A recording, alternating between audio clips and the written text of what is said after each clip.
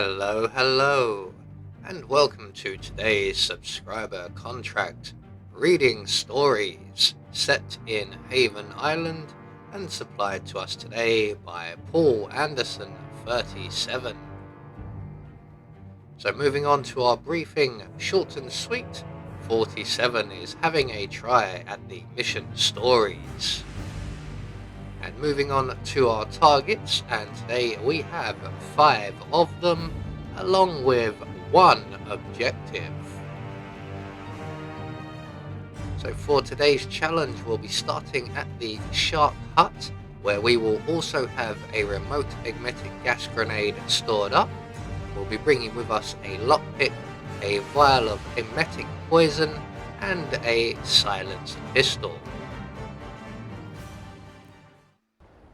So right from the start and off the bat, we are going to get off this lovely sun lounger and we are going to make our way straight over to the doctor's hut, and we are going to interrupt the doctor in his routine. This is going to be a pretty long contract, this one. Mostly just because of the sheer amount of waiting around that we will have to do. So we're going to lockpick our way into the hut and retrieve the coins from the living room coffee table, and then grab the fire extinguisher from the bathroom before planting ourselves out on the bathroom balcony here. And in a few moments the doctor will make his way into the bathroom, and he will be closely followed by a housekeeping staff maid. So we're going to wait for the doctor to vacate the bathroom, and then we can quickly get behind the maid and render her unconscious with the fire extinguisher. And we need to let her get quite close to the door so that 1, she doesn't spot us, 2, the doctor doesn't hear us. So once we've got the maid unconscious, we can deposit her in the crate provided, and if we are quick enough, we can retrieve the fire extinguisher, although it's not strictly necessary, and we can then make our way into the rest of the hut, and we can catch up with the doctor in the bedroom. So we're going to quickly render him unconscious. We're going to hide him in the closet provided, and we are going to take his outfit.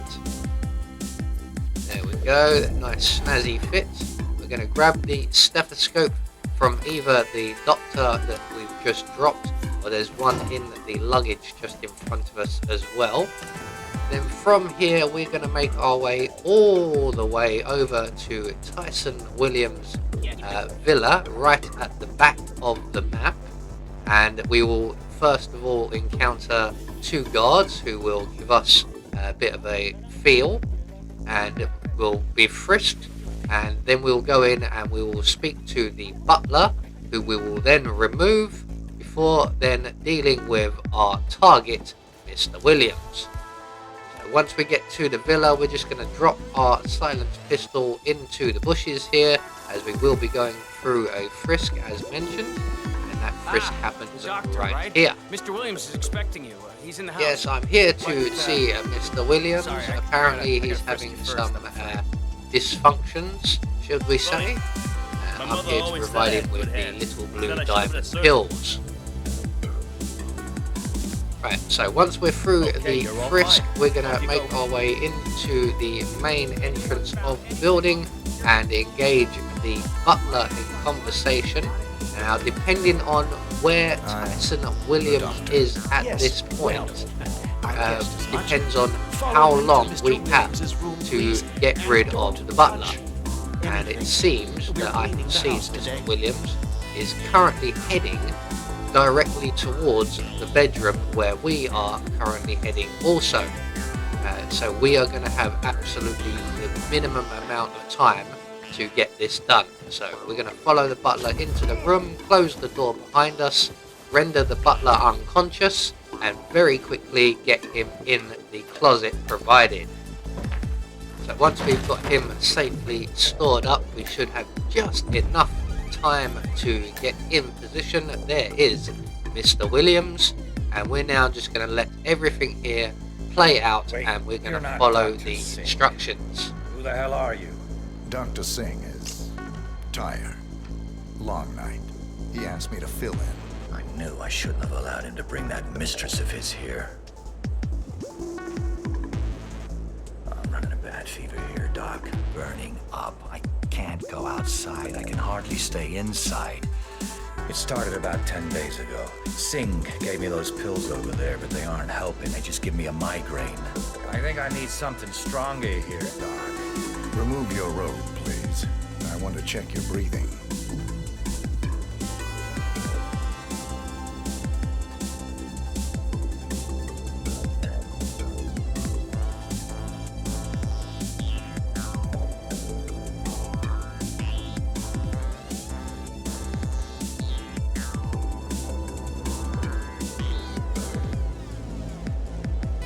So, you're running a fever, Mr. Williams? Yeah, like I said, more than a week now, but the worst thing is the headache. Bad migraine, Doc. The light therapy doesn't help me a lot. What can you do for me? Let's have a quick look at you before we do anything drastic, Mr. Williams. Fine, fine. Cough, please.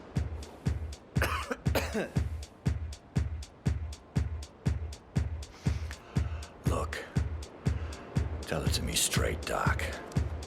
Is it bad? I got some very serious business to attend to, and I really don't have time for this shit. We'll be done soon. Turn around for me. Oh, hell!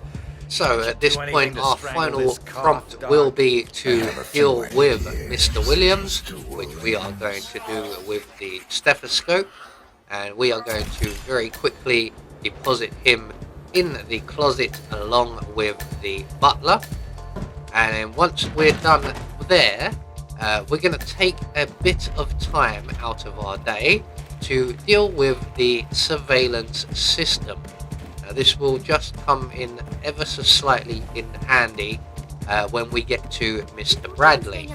Now, unfortunately, I've gone around the long way here, thinking I can just take out the surveillance system. It's only when I arrived that I remember I went through a frisk and my silenced pistol is outside. So what we're going to do is run straight past one of the cameras getting caught by it, out the front gate, and retrieve our silenced pistol. There we go. And then we're going to run all the way back round and back in over the wall, our usual entrance into the villa, and we'll deal with the cameras then. For some strange reason, I also take a rather obscure exit from the villa the second time around as well. There is a door just behind me, and I ignore that completely. So, well, we've missed with our first shot, but we've also not alerted anyone. So instead of going through the door behind me like a sensible person, I'm going back over the wall.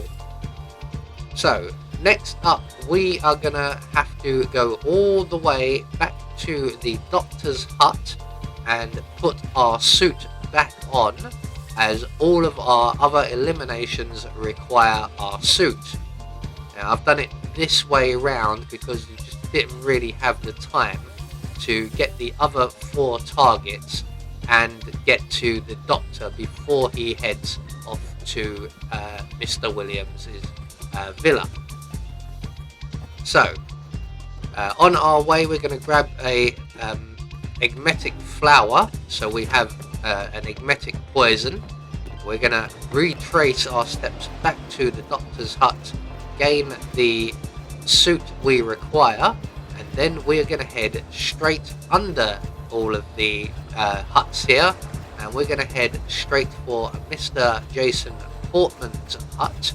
He is currently out on his bathroom balcony, engaged in a unwanted phone call. So there he is. Now we're just going to make our way under that balcony and select our silenced pistol, ready and waiting. There we go, holster that. And as soon as Mr. Portman finishes his phone call, he will turn around and wander off. He's heading for the rear balcony or porch area or patio or whatever you want to call it, one of these things. And we are going to get up onto said balcony, patio, whatever you want to call it. And we are going to intercept him in the bathroom. So we need to do this as quickly as we can. We're going to quickly render him unconscious. We're going to drag him over by the bathtub, just so he's not by the entrance anywhere. There we go, that'll do nicely. And then we're going to put one bullet into his head, and we are now 2 targets down.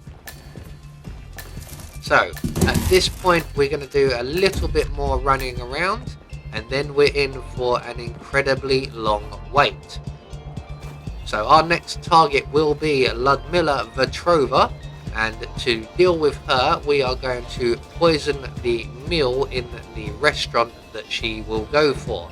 Now unfortunately, because we have taken out Jason Portman, that does affect Ludmilla's routine in quite a way, that instead of coming to the restaurant straight from Jason Portman's apartment, because she can now gain access and use his laptop, she will go for a massage first of all. So we're just going to make our way into the restaurant. We're going to grab the lead pipe from behind the door, and we are going to turn on the ice machine. Now unfortunately I've got the wrong chef.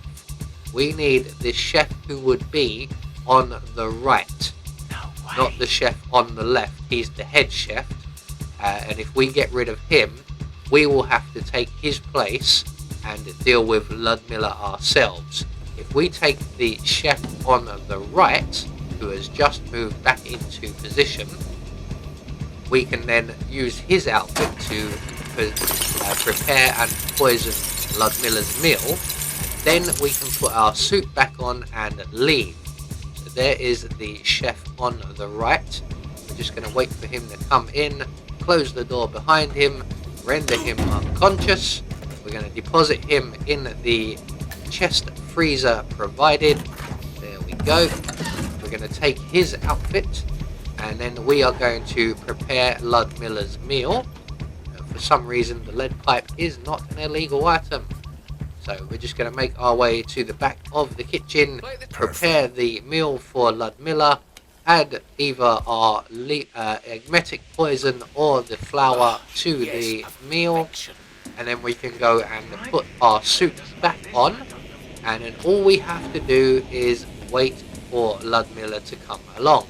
Now, like I said, this does take quite a while, so what we're going to do while we're waiting, because Ludmilla actually uses the ladies' bathroom, not the gents like everybody else, we are going to go into the gents and overflow the sink in the cubicle here, and that will attract the attention of the young lady outside the cubicle, keeping her friend company in the ladies' bathroom, so she will not be in our way. Oh shit. We're just going to launch our lead pipe at her head.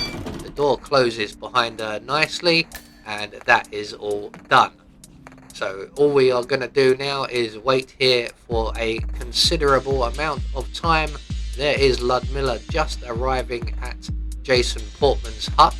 So after that she will then go for her massage before returning to the restaurant area and sampling her poisoned meal. And once all of that has happened, that takes nearly 10 minutes or around 10 minutes real time. She will make her way into the bathroom. There we go. Her bodyguard will take up position outside, and we can then lockpick our way into the ladies' bathroom, and we can introduce Ludmilla Vetrova to some nice clean drinking water.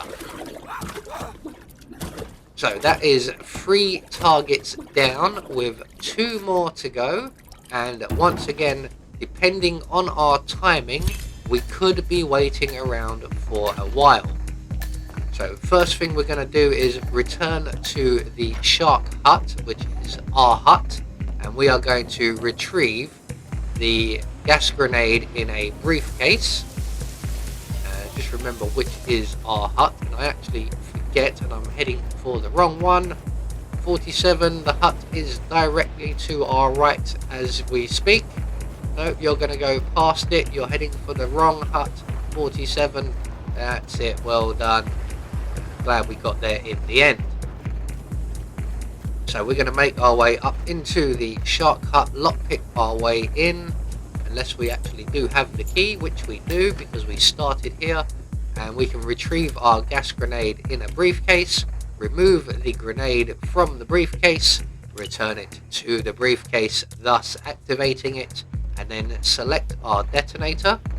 And the best place that I find to get Mr. Bradley and make him sick will be by the gym, as there is an opportunity to poison him over on his private island. One, that will be particularly difficult in our suit, and two, there are no bathrooms on the private island, so hence we'll be doing it this way. So once we get to the gym and the bathrooms area, as you can see, our timing has been absolutely impeccable, and we will not be waiting around for very long. Depending on your timing, you could be here for a couple of minutes at the very least. So we're going to bump into Bradley and his bodyguard, and we are going to trigger our gas grenade, making sure that we make both of them sick. That's very important, as if we only make Bradley sick, his bodyguard will follow him into the cubicle. In my experience, he always seems to follow him in. So if we make the bodyguard sick as well, he is more interested in his own cubicle. There we go, leaving us alone with Stephen Bradley, and we can then give him a nice cold refreshing drink. There you go, sir, get your head down there. I'm sure being well hydrated in your condition is a bonus. So 4 targets down, 1 more to go, and our final target is the ski instructor, or the jet ski instructor, the scuba instructor, whatever you want to call him. And again, we will be waiting around for quite a while. Now, in part, this is due to just one NPC being ever so slightly out of sync, and that NPC is currently heading towards a jet ski. So we're going to approach the dinghy on the beach here. That's the NPC, and he just waits there for ages. He should be moving away by now, but he hasn't. So we need to wait for him to have his back to us. We need to wait for the lifeguard to have his back to us, and the scuba instructor to have his back to us. At that point, which is now, we have a small window of opportunity to get the rat poison or the mimetic poison, whichever we have left, into the breathing apparatus, and we will then make our way up to the first hut on the pier here, and this is the empty hut, and eventually the scuba instructor will come along to test the oxygen cylinder. He will breathe in the gas and he will get sick. He will then come to this hut to use the bathroom, and we can then follow him in at a discreet distance. And the hut is occupied, as you can see, but they should have the staff members' backs should be to us. We can then follow the scuba instructor into the bathroom, and as you can see, his legs are a little bit damaged, so let's just give him a nice cold refreshing drink, and we can then take his outfit with his broken legs there, outfit on. We now have the broken legs, and we now have access to our one and only exit, which is the scuba instructor's exit, which is just on the far end of the beach here. So there we go, one more subscriber coming